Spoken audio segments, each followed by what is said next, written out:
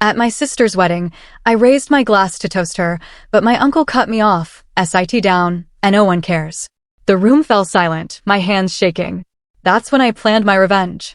Okay, gather round, because I need to tell you a story about family, betrayal, and the kind of comeuppance that tastes sweeter than any wedding cake. Imagine standing at your own sister's wedding, a day meant for joy and celebration, only to be publicly humiliated, shut down, and told, right to your face, that your voice means absolutely nothing. What would you do? Because what my family didn't realize that night was that they weren't breaking me.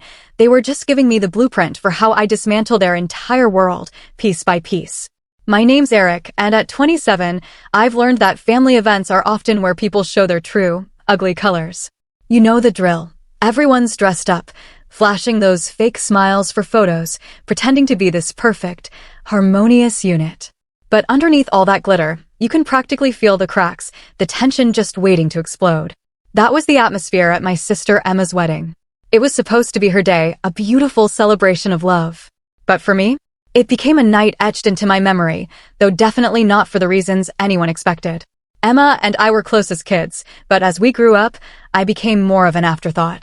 She was the golden child, charming, outspoken, always knowing how to win people over. Me? I was the quiet one, reserved, head down, building my life brick by brick.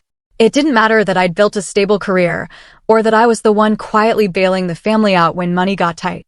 None of it ever seemed to measure up in their eyes. Emma was the star. I was just there. The wedding itself was lavish, honestly more extravagant than I'd imagined. White roses everywhere, chandeliers sparkling, everyone dressed to the nines. I was happy for her, genuinely, but I'd be lying if I said I didn't feel like an outsider at that family table. I caught snippets of conversations, relatives gushing about how beautiful Emma looked, how proud my parents must be, how this would be one of the best days in family history. My name wasn't even a whisper. Not once. I tried to tell myself I didn't care, that I was just there to support my sister, but deep down, that quiet neglect stung more than I cared to admit. Then came the toasts. The best man gave a hilarious, heartfelt speech. My parents beamed, offering their warm blessings. Even my younger cousin, who barely spoke to Emma, rambled on about how proud he was. I sat there, glass in hand, nerves crawling under my skin. I wanted to speak. Emma and I had real memories, shared moments no one else could touch. I just wanted her to know I was proud of her, in my own quiet way. So I stood. I raised my glass, cleared my throat, and just as I opened my mouth, a voice sliced through the room like a goddamn knife. Sit down, Eric. No one cares what you have to say. It was my uncle. Loud, sharp, cruel. A few chuckles at first, then awkward silence as people realized he wasn't joking. The microphone wasn't even in my hand, but his words blasted through the room as if amplified. My throat went dry. My hand trembled, champagne rippling. I felt every single eye on me, not with warmth, not with curiosity, but with pity. Pity. For a moment, I thought about sinking back into my seat, swallowing the humiliation, pretending it didn't matter. But something snapped. The burning shame was hotter than anything I'd ever felt, crawling up my chest, making my ears ring. My uncle's smug grin, the way my father smirked at the remark instead of stepping in, Emma's absolute silence, it all sank into me like a stone. In that instant, I decided this night wouldn't be remembered the way they thought it would. If they wanted to humiliate me, to pretend I didn't matter, then I'd make damn sure they never forgot who I was. I lowered the glass slowly, forcing my expression into something calm, unreadable. My heart pounded so loud I could hear it over the low hum of whispers. My uncle had no idea what he'd just unleashed. None of them did. And that was the moment I started planning exactly how I'd make them remember this night forever. I didn't sit down immediately. Instead, I forced a smile, the kind you wear when you've been slapped but refuse to give anyone the satisfaction of seeing you break. I held my uncle's gaze for a second longer than was comfortable, daring him to repeat it, then quietly lowered my glass and returned to my seat. My heart raced, palms damp. But on the outside, I was composure itself. That was my first victory, not letting him see me crumble. The rest of the room, though? They just carried on as if nothing had happened. And that stung the most. The best man chuckled awkwardly. My dad clapped my uncle on the shoulder like he'd just told the funniest joke. My mom just shook her head with a smile, whispering, "Oh, that's just how he is, Eric. Don't take it so seriously."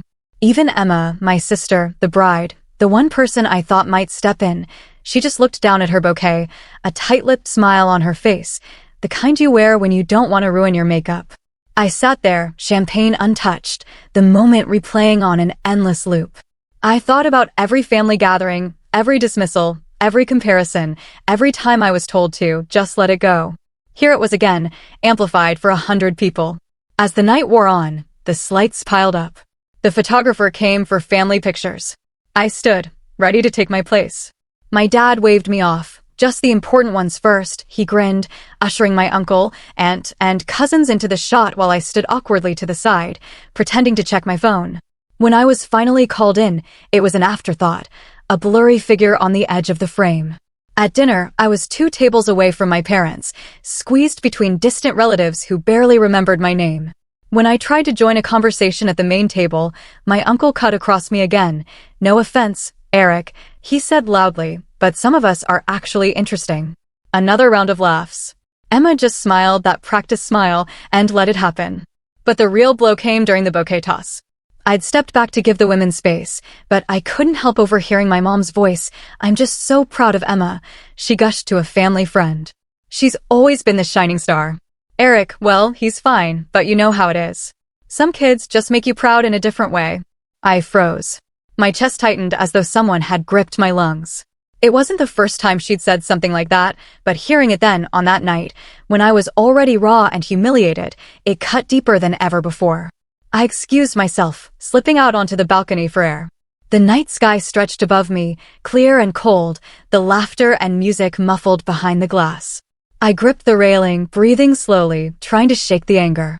I told myself it was Emma's day, not mine. But the truth was, I couldn't stop replaying it all. The toast I never gave. The photos I wasn't in. The mocking laughter. The words, "No one cares what you have to say." I realized this wasn't just one bad night. This was years of being dismissed, belittled, and overlooked, all boiling over. And the more I thought about it, one thought solidified. If they wanted to treat me like I was invisible, then I was going to make sure they'd never forget me. Not after tonight. Standing out there in the cold, my uncle's voice echoing in my head, I started thinking about exactly how I'd do it. When I finally went back inside, the ballroom was buzzing, the band playing a song everyone knew. I thought maybe I could just blend in, ride out the rest of the night. But fate, man, fate has a cruel way of circling back. The family's speeches weren't officially over. After the cake, Emma's new in-laws toasted, then a few more relatives. That's when my uncle, clearly drunk but still steady enough to command the mic, decided to speak again. "I just want to say," he boomed, "that tonight is about Emma. She's always been the heart of this family, the one we're proud to show off. And frankly," he glanced right at me, smirking, "it's nice to have a child worth celebrating." The crowd laughed. Loud, unrestrained. People clapped. A few even raised their glasses. I froze in my chair, every muscle in my body tightening. He had said it directly this time. Not disguised. Not hidden. A child worth celebrating. Which meant, of course, that I wasn't. I looked at my parents, hoping, just for once, they'd shut him down. But my father actually nodded, grinning like my uncle had just spoken a universal truth. My mother leaned in and whispered something that made him laugh harder. Even Emma, my sister, the one whose day this was, the one I thought might at least step in, she just lowered her eyes, fiddling with her ring, letting the silence stretch. That was the moment something in me snapped. Because it wasn't just the toast, or the laughter, or even my parents' silence. It was everything behind it. The years of being invisible. The childhood memories where Emma got the bigger presents, the louder praise, the gentler punishments. The teenage years where every accomplishment of mine was met with a dismissive, "That's nice." But look what Emma did. The college graduation where my parents barely showed up, but flew across the country for one of Emma's work promotions. And now, at her wedding, when I had stood up to say something kind, something from the heart, I had been told to sit down because no one cared. I realized then that it wasn't about Emma's day, or keeping the peace, or letting things slide because that's just how Uncle is. It was about the fact that they didn't respect me. They never had. And if I didn't do something, they never would. The emotional turning point came seconds later. My uncle probably didn't even realize how far he'd gone, but he sealed it when he leaned into the mic and added with a sloppy grin, "Maybe one day Eric will give us something to celebrate, but I won't hold my breath." The crowd roared again. My dad clapped the table, red-faced from laughing. And I I sat there, hands gripping the edge of my chair so tightly my knuckles went white, my mind spiraling between rage and hurt. My chest burned. My ears buzzed. That was it. The breaking point. Not just humiliation anymore. This was betrayal. Betrayal from the people who were supposed to defend me, to at least offer me dignity. My uncle's cruelty was one thing. My parents' agreement with him? That was another. Emma's silence? That was the knife in my back. I didn't stand up. Not yet. I didn't storm out, didn't yell, didn't give them the satisfaction of seeing me unravel. Instead, I forced my body to stay perfectly still, my expression carefully blank. Because in that moment, with the music rising again, the clinking of glasses all around me, I realized something important. I finally knew exactly where I stood with my family. And knowing that gave me power. I looked down at the untouched champagne in my hand, the bubbles fizzing quietly, and I made a decision. If they wanted to laugh, if they wanted to pretend I was nothing, then I would give them a reason to remember me for the rest of their lives. The plan wasn't clear yet, but the intent was. And as I sat there, every cruel word echoing in my mind, I began to map out how this night would end. On my terms, not theirs. I stayed in that chair far longer than I should have. My champagne still untouched, the bubbles long gone flat. The music swelled, laughter picked up, people drifted to the dance floor as if nothing had happened. To everyone else, it was just another speech, another joke at my expense. But inside me, something had splintered. I didn't feel anger anymore, not in that sharp, burning way. Instead, it was something colder, heavier. I excused myself quietly, slipping away from the table without anyone noticing. Or maybe they did notice, and they just didn't care. That was the part that sank the deepest, realizing that if I left entirely, if I walked out into the night and never came back, the only reaction I'd get would be a shrug or another joke. For the first time, I truly felt invisible, like a ghost drifting through the edges of my own family. I ended up in a small lounge off to the side of the ballroom. Dim lighting, plush chairs, just enough quiet to hear my own thoughts again. I sat down heavily, running my hands through my hair, the weight of it all pressing down on me. I thought about the toast I'd wanted to give, how I'd planned to remind Emma of our summer nights talking about our futures, or how she used to braid my hair when we were kids, or how truly proud I was that she'd found someone who loved her enough to stand at the altar with her. I had wanted to give her something meaningful, something she'd carry into her marriage. Instead, my words had been stolen before they ever left my mouth. That was my rock bottom. Realizing not only that my family didn't care, but that my own sister didn't care enough to stop them. The night blurred from there. I wandered between the lounge and the balcony, occasionally drifting back into the ballroom just to watch from the edges. I saw my uncle laughing, the center of every conversation. I saw my parents proudly parading him around like he was the star of the show. I saw Emma dancing with her husband, glowing, her eyes never once searching for me in the crowd. And every time I slipped out of sight again, it felt easier, like I was training myself to disappear altogether. But disappearing wasn't what I wanted. Not really. I wanted them to feel what I had felt. To know what it was like to be silenced, dismissed, cut out of the picture. I wanted them to sit with the weight of their own cruelty, the way I had sat with it all my life. I didn't know how yet, but sitting in that quiet lounge, watching the shadows move across the walls, a strange calm began to settle over me. My humiliation had hit its peak. My heart had broken. And now all that was left was a sharp, deliberate clarity. If I couldn't have a place in their family the way things were, then I would carve out a place in a way they would never forget. I pulled out my phone and scrolled absently, not looking for anything in particular. But my mind was working in the background, faster and sharper than it had in years. Little details from the night began to stitch themselves into something bigger. My uncle's arrogance, my parents' favoritism, Emma's silence, all of it was fuel. And though I didn't have the full picture yet, the seed of a plan was starting to take root.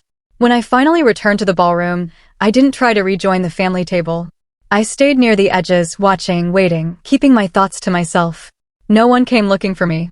No one asked where I'd been. That hurt, yes, but it also told me something important. They weren't paying attention. Which meant when I finally moved, when I finally acted, it would blindside them completely. I raised the flat champagne to my lips, swallowed it in one bitter gulp, and let the glass fall back to the table with a quiet clink. In that moment, I promised myself I wouldn't be invisible anymore. The days after the wedding felt like walking through fog. My phone buzzed with group chats full of photos and inside jokes from the night. And each time I scrolled, I saw myself missing from frame after frame. My uncle's arm was around Emma in half of them, my parents beaming, cousins clinking glasses. If I appeared at all, it was on the edge, blurry, half-turned, like I was just a stranger who'd wandered into the shot. Nobody messaged me directly. Not even Emma. Not a thank you for coming. Not a sorry about what happened. Not even a throwaway emoji. Silence. I won't lie, it crushed me at first. For a few weeks, I drifted. Went to work, came home, kept to myself. I replayed the humiliation over and over, wondering if I should have shouted back, made a scene to prove I wasn't weak. But eventually, something shifted. The silence gave me clarity. And in that clarity, I started focusing on myself in a way I never had before. See, I'd been coasting for years, doing fine, paying my bills, showing up for a job I was good at but not passionate about. But the wedding lit a fire under me. That moment, being told, no one cares what you have to say, dug into me so deeply that it became a challenge I couldn't ignore. If they didn't care, then I would give them no choice but to care. So, I worked quietly, steadily, relentlessly. I poured myself into my career, volunteering for projects no one else wanted, staying late, sharpening my skills. I worked outside of work, too, building connections that didn't tie back to my family. Within a year, I got promoted, then promoted again. My salary doubled, then nearly tripled. I moved into a sleek apartment with floor-to-ceiling windows, the kind of place I used to drive past and wonder what it would be like to live there. But it wasn't just money. I grew in confidence. I started working out, not because anyone told me to, but because I wanted to feel strong in my own skin. I made friends outside of my family, people who actually valued my presence, who laughed at my jokes instead of talking over me. For the first time in my life, I stopped measuring myself by the yardstick my parents and uncle had shoved in my face. I was free. Emma, meanwhile, drifted in and out of my periphery. I saw her posts online, honeymoon pictures, the first house with her husband, smiling family dinners where my seat was conspicuously empty. We didn't talk much, and when we did, it was shallow. She never brought up the wedding. She never apologized. Part of me had hoped she would, but another part knew better. What surprised me, though, was how often my parents started reaching out once my career took off. It began with casual texts, "How's work? We should get together soon." Then it escalated into dinner invitations, thinly veiled questions about how much I was earning, little comments about how successful you've become, Eric. It was flattering in a bitter sort of way, but I saw through it. They weren't proud. They were curious. Curious what they could gain. The first real test came at Thanksgiving, 2 years after Emma's wedding. I showed up in a tailored suit, not because I needed to, but because I wanted to. My uncle was there, of course, holding court at the head of the table. But this time, when he smirked at me, it didn't sting. If anything, I felt a strange satisfaction watching his eyes flicker over the watch on my wrist, the car keys I'd casually placed beside my plate. "Oh, Eric," he said, raising his glass with that same oily grin. "Glad to see you finally doing something with yourself." This time, I didn't flinch. I smiled back, slow and measured. "Glad you noticed," I replied. It wasn't revenge yet. Not even close. But it was the first time the balance of power tilted, even just slightly, in my favor. I could feel it in the way the room shifted, the way my parents leaned in to ask me about my job, the way my uncle suddenly seemed eager to hear about the projects I was working on. That's when I realized they had underestimated me for years. And now, for the first time, I held something they wanted. I didn't give it to them. Not yet. I just let the silence hang. Let them wonder how far I'd climbed, how much further I could go. Because I knew, deep down, that the time would come when I could use all of this, the success, the distance, the power I had built, to turn the tables completely. And when that moment came, I wasn't going to hold back. It was subtle at first, the way the shift happened. My family's calls, once rare and dismissive, became more frequent. My dad would ring me on Sunday mornings, his voice casual, but laced with questions. "How's work, son? Still climbing that ladder?" My mom started dropping hints about the old house needing a little renovation, slipping in comments about how much it would cost. Even Emma, who had barely spoken to me since her wedding, sent a text one evening, "Hey, we should catch up soon. It's been too long."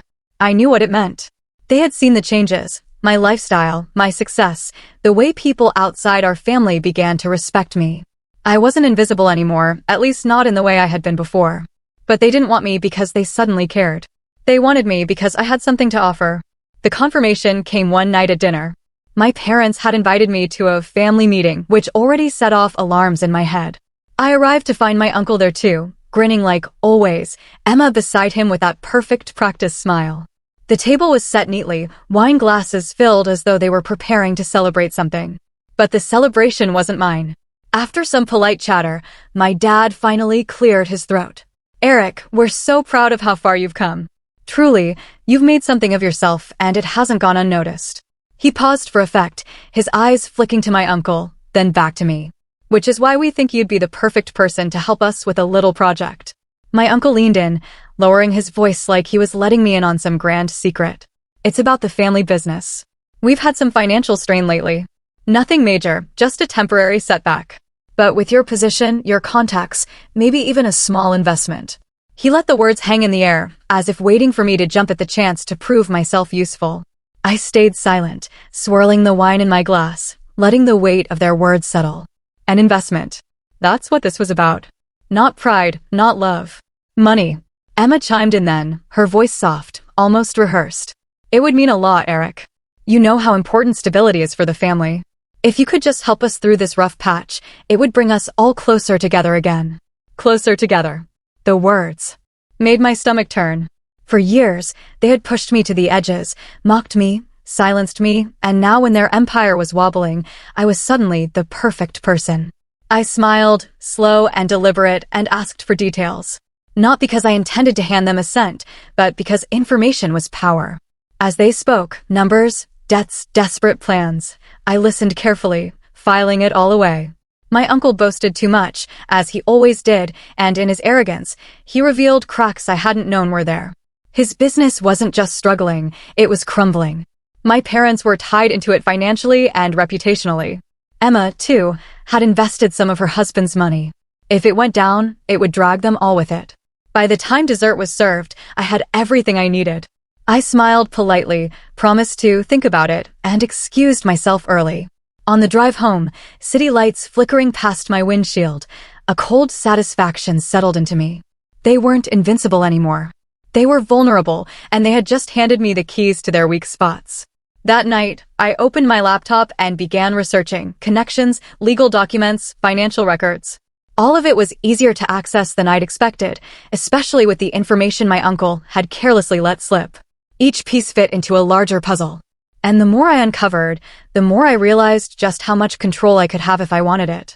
For the first time in my life, the power dynamic had flipped completely. I wasn't the overlooked kid at the family table anymore. I wasn't the one told to sit down because no one cares what you have to say. I was the one holding the truth. The one with the ability to decide their future. And the best part? They had no idea. I didn't rush. That was the difference between anger and strategy. Anger makes you act in the moment, loud and sloppy. But strategy? Strategy waits. I let months pass after that dinner. My family kept circling back, each time with the same sugary smiles, the same veiled requests. "Any updates on that help we talked about, Eric?" my dad would ask casually. Emma's husband even called me once, trying to pitch the investment opportunity like I was some clueless banker who'd never seen a balance sheet before. I played along, nodded at dinners, answered politely, but never gave them a straight yes or no. The longer I kept them guessing, the more desperate they became. And during that time, I quietly moved my pieces into place. Through my work, I had made connections with people who specialized in, let's just say, corporate cleanups. For the right price, they could untangle any financial mess, or, conversely, expose one to the public in ways that couldn't be ignored. I didn't even have to do much digging myself. Once I hinted at what I knew, the information practically poured in. My uncle's business wasn't just crumbling, it was rotten to the core. Shady bookkeeping, unpaid loans, and deals that would have regulators salivating if they ever came to light. And my parents? They had co-signed on more than one of those loans. Emma and her husband's name showed up too. Piece by piece, I built a full picture of their empire and how fragile it really was. The first move was subtle. I let it slip through a carefully chosen mutual acquaintance that my uncle's company might be in trouble. Within weeks, whispers spread. A client backed out of a contract. A small investor pulled their support.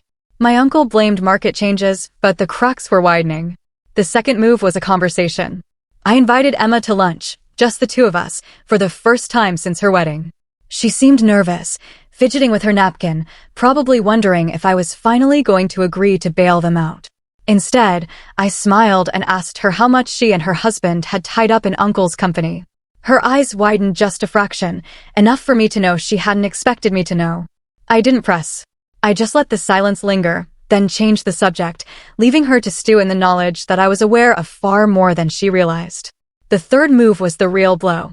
With the help of my connections, I funneled the information I had collected into the hands of someone who would make use of it, a journalist who had been sniffing around the local business scene for months. I didn't even have to sign my name. All it took was an anonymous packet, documents, timelines, numbers that didn't add up. And within weeks, the first article hit the press: local family business under fire for financial misconduct. The headline exploded. Clients fled. Partners demanded answers. My uncle tried to laugh it off, to insist it was fake news, but the article included receipts. Actual receipts. The kind you couldn't spin your way out of. I watched it all unfold from the sidelines, calm as ever. My parents called me frantically when the news broke, voices high and panicked, asking if I knew anything. I kept my tone even, sympathetic even. That's awful. I hope you'll be okay. Emma texted me late one night, a single, desperate line. Did you do this? I didn't reply. The fallout was swift. Contracts canceled, debts called in, reputations shredded. My uncle went from swaggering at the head of every family table to hiding behind lawyers and excuses. My parents, who had tied their finances to his, scrambled to cover losses, selling off assets they had bragged about for years. And Emma? Emma's marriage strained under the weight of the money they had poured into what turned out to be a sinking ship. And through it all, I stayed perfectly composed. Attending family gatherings when invited, listening quietly as they whispered about their bad luck, offering nothing but a polite smile when my uncle tried to blame the world for his downfall. I never raised my voice.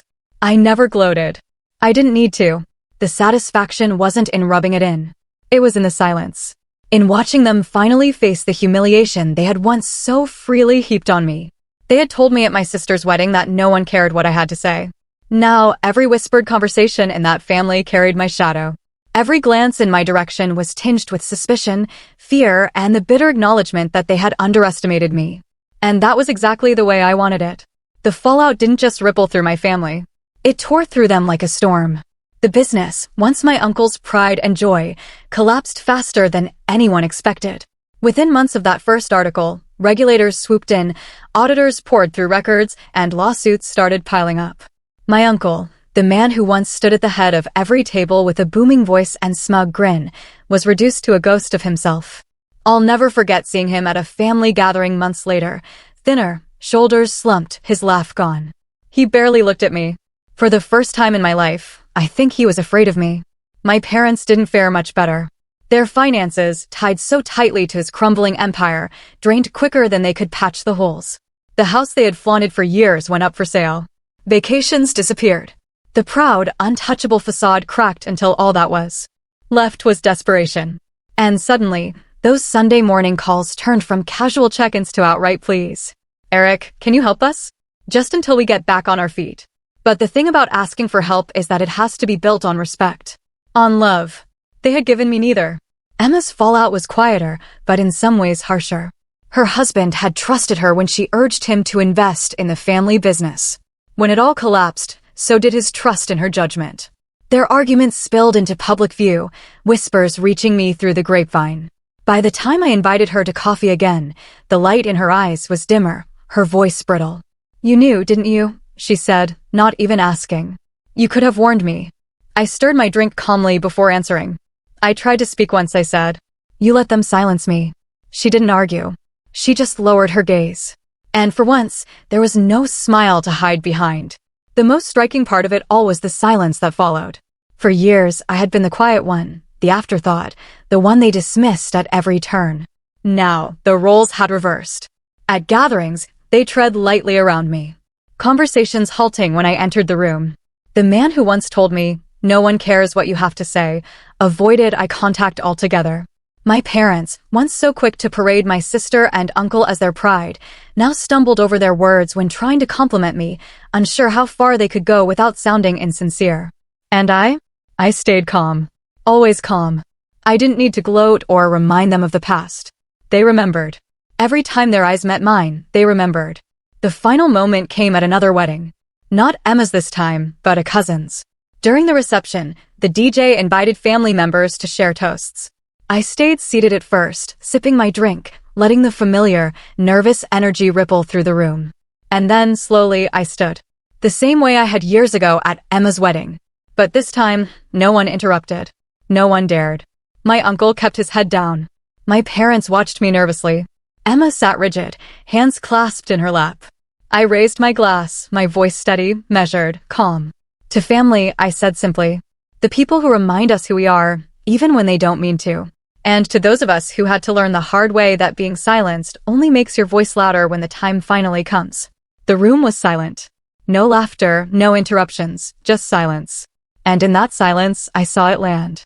The weight of it. The truth of it. I took a sip, set down my glass, and sat back down. So, what would you have done in my place?